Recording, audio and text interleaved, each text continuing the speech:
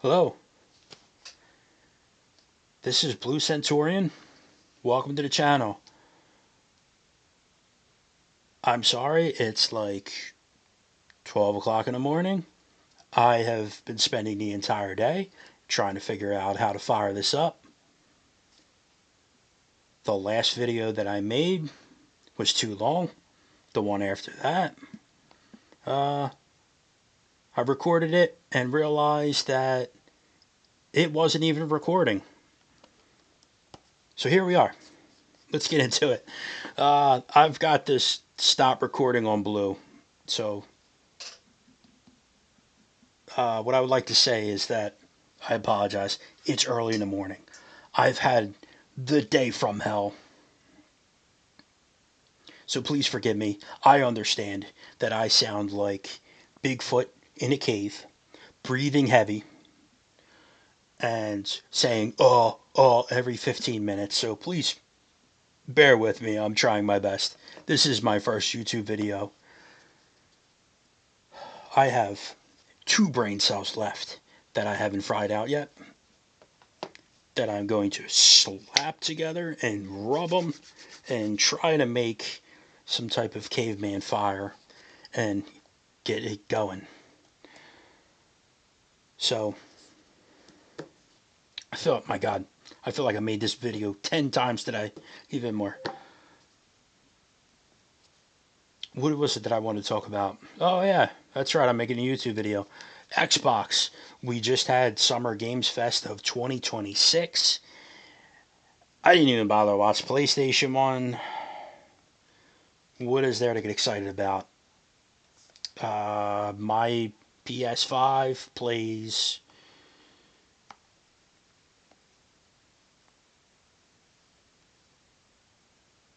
Space Marine 2. Like I said, 2 brain cells, rubbing them together. Let's get it going. What else?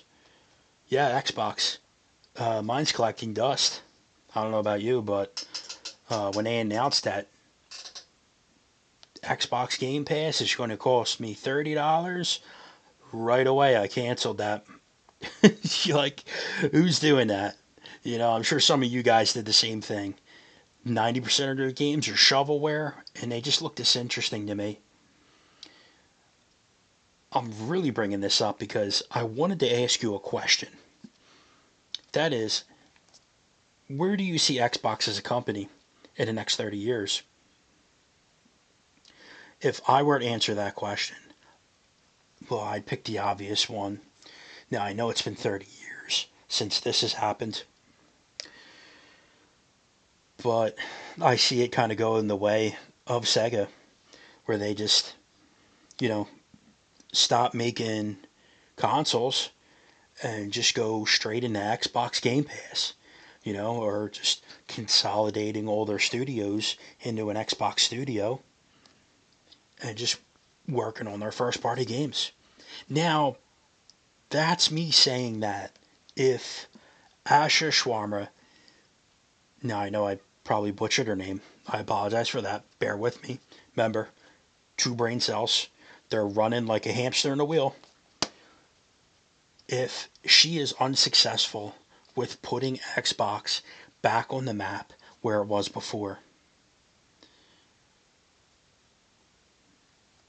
Now, I know Phil Spencer was one thing. That's fine. Uh, Not going to talk about him. But I really do feel that she is kind of coming into the industry kind of aware of the mess that she has to kind of clean up. Now, I'm not going to say anything about her. I don't know her as a person.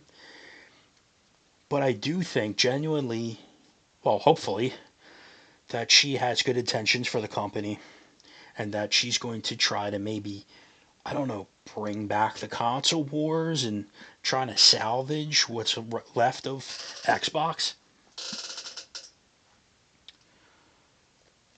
But I can't really blame her for anything. She's just coming in, you know. I was a little disappointed that Gears of War EA was announced as an Xbox exclusive, but she's smart in doing that. because what that does is it causes guys like me to turn on their Xbox again, right? You're now drawing your attention back into the system.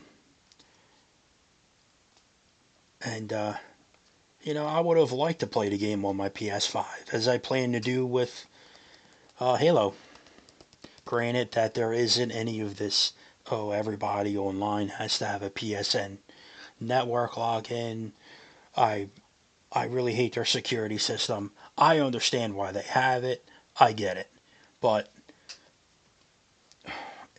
it's a little much. It's kind of the reason why my PS Portal is collecting dust right with my Xbox. That two-step verification is like, you need Keanu Reeves to kind of go into the Matrix and have battle with the code to get that to turn on.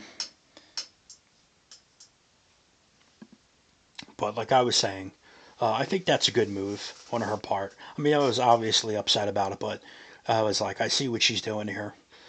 She's going to have to bring back console exclusives, and they're kind of stuck between a rock and a hard place. Like I said, the past couple of years, they come out with a statement of, oh, yeah, this is what we're doing to salvage the company, and we're turning things in a new direction. And 90% of their games just look terrible. They're uninteresting to play, you know? And then they punish their fan base by upping the Xbox Game Pass subscription. And then when they realize that nobody's having that and everybody cancels their subscription, they go, oh my God. They drop it down to $22 and then they're now begging everybody to come back to Game Pass. I said it's not a good look, and then half their games, not even the ones that are on Game Pass, because that's the same thing for them. Nobody wants to play those games. The games that they're coming out almost seem like they're designed with the idea in mind that eventually these games are going to go straight to Game Pass. So why put 110% of effort into the game? Now,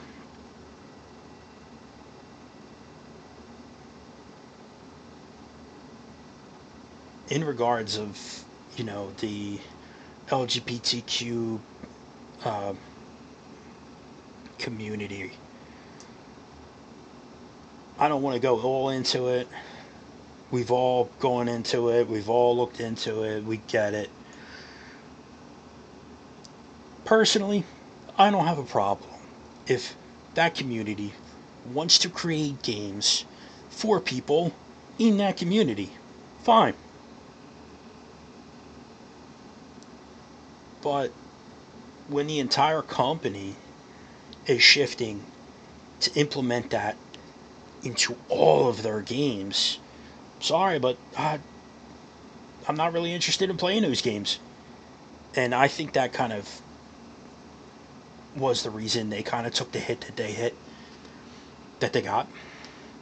But like I said, I don't mind it, but I'm just not interested in playing those games. Now, with the only two games I look forward to playing, Halo and Gears of War E-Day, I wouldn't say I'm excited about them because I'm a little skeptical. I've been burned in the past with this company.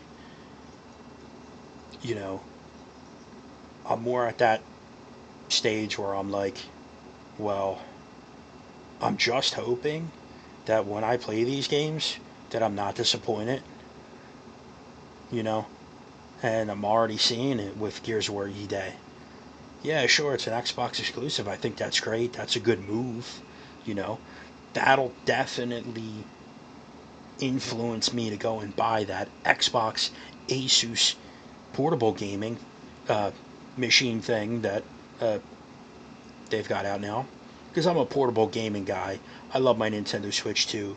PS Portal. Uh, I'm going to throw that into the ocean. But yeah, yeah, I don't know.